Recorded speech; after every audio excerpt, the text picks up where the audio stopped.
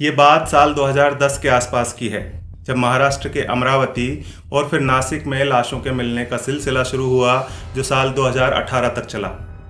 महाराष्ट्र के बाद मध्य प्रदेश, बिहार और उत्तर प्रदेश में भी कई शव बरामद हुए। इन सभी हत्याओं को एक चीज़ जोड़ रही थी, और वो ये थी कि वारदात का शिकार हुए सभी लोग या तो ट्रक ड्राइवर थे या फिर उनके सहयोगी। लेकिन किसी ने भी ऐसा नहीं सोचा होगा कि 8 सालों तक चली इन बर्बर घटनाओं के पीछे मध्य प्रदेश के एक मिलनसार दर्जी का हाथ हो सकता है। नमस्कार, मैं हूं मनोज मनु और आप देख रहे हैं द चाणक्य।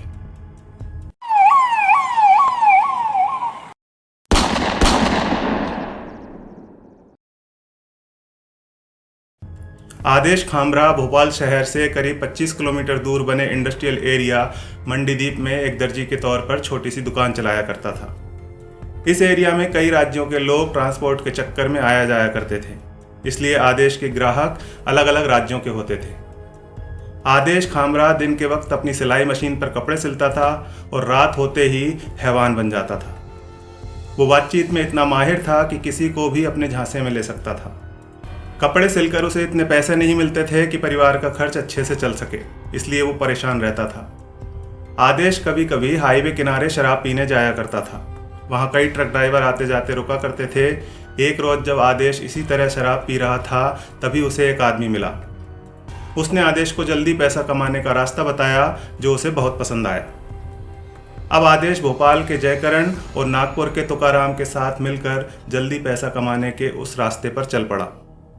खामरा ने अपनी गर्मजोशी और मिलनसार प्रवृत्ति का इस्तेमाल ट्रक ड्राइवरों को अपना शिकार बनाने के लिए किया। शराब का झांसा देकर वह ट्रक ड्राइवरों को फंसाता था।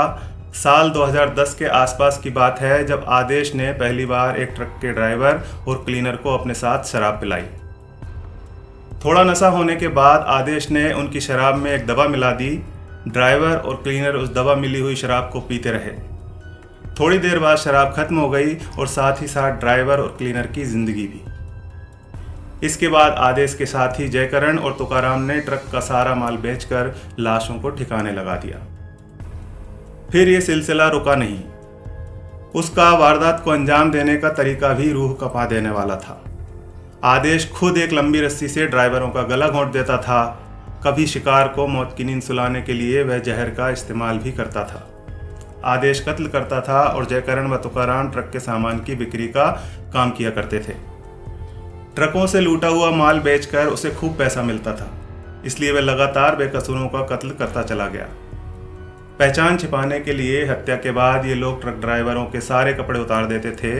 इसके बाद लाश को अलग अलग राज्यों में फेंक दिया जाता था। मृतकों के शव मध्य प्रदेश, महाराष्ट्र, यूपी, बिहार और झारखंड जैसे राज्यों तक पहुंच जाते थे और पुलिस वारदात की गुत्थियां सुलझाने में उलझी रहती थी। ये सिलसिला साल 2018 तक चला।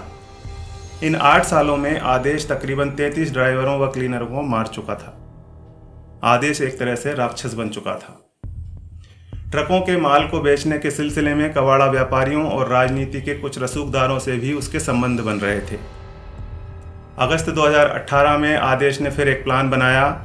उसे खबर मिली कि 12 अगस्त को 50 टन लोहे की रॉड से भरा एक ट्रक मंडीदीप से भोपाल जाएगा और ड्राइवर माखन सिंह होगा। आदेश ने जयकरण व तुकाराम को खबर की और अपने प्लान के बारे में बताया। आदेश ने इस ट्रक को किसी बहाने से रुकवा लिया और ड्राइवर को शराब पिलाने के बहाने अपने अड्डे पर ले गया। थोड़ी ही देर में उसने ड्राइवर माखन को मौत के घाट उतार दिया। इसके बाद वो अपने साथी जयकरण के साथ लाश को उसी ट्रक में डालकर बिलखिरिया ले गया और एक सुनसान जगह पर लाश फेंक दी। जयकरण ने ट्रक का सामान बेच दिया और खाली ट्रक अयोध्या नगर इलाके में छोड़ दिया। अब जिस कंपनी के पास माल पहुंचना था, जब वहां माल नहीं पहुंचा तो ट्रक लोड करवाने वाली कंपनी ने ट्रक और ड्राइवर के गायब होने की सूचना पुलिस को दी। तफ्तीश शुरू हुई और बिलखिरिया के पास से माखन की लाश मिली। 15 अगस्त 2018 को ट्रक भी अयोध्या नगर से बरामद हो गया। पुलिस ने अपने मुखबिरों की मदद से कुछ लोगों को गिरफ्तार किया, जिन्होंने उस ट्रक का माल खरीदा था। इनमें से एक ने बताया कि जयकरण ने माल बेचा था। इसके बाद जब जयकरण पुलिस के हत्थे चढ़ा तो उसने आदेश का नाम बताया। अब आदेश की तलाश शुरू हुई, लेकिन वो फरार हो चुका था। पता चला वह अपनी किसी गर्लफ्रेंड के पास चला गया है। पुलिस उसकी तलाश में जुटी रही और आखिरकार 8 सितंबर 2018 को उसे गिरफ्तार कर लिया गया।